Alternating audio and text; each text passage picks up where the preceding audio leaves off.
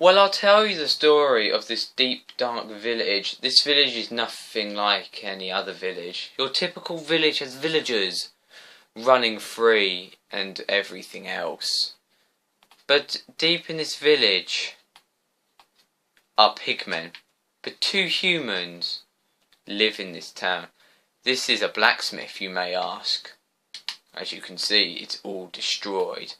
Upon heading in through the vines and opening this door, there are two people, Jesse and Steve. They both wake up and jump out of bed and both say good morning to each other. Now both of them go into their chest and take out the bits of paper. Steve says, "You know what? Let's go to the wishing well." And Jesse says, "Let's go." So both out they head the front door, just to see that there is so much there. They don't do anything, they just head to that well. With all that is more, is there something else, that the camera got stuck in the door, who just breaks down the door.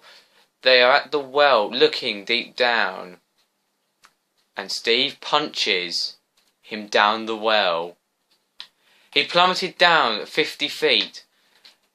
And Steve went back to the house. But deep down in the well, did we not notice that he was somebody else? He transformed and flew up the well as quickly as he can with all of his might. As we follow him up the well right now, he heads back to the house. Steve goes back to bed and rests in his deep bed and is happy. Entering in young Jesse now.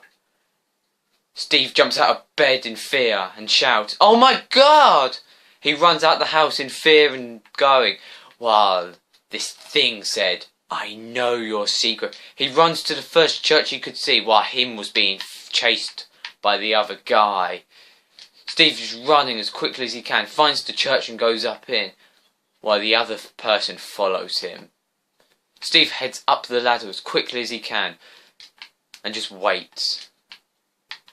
But what happens next is all that is shame, because he sees the man that is running. Steve regrets what he said, and then all of a sudden Steve does not notice, but he comes up the ladder and punches him off. Steve jumps up in fear and then gets punched again. To this day, Steve fell and was always chased by the fear that he feared.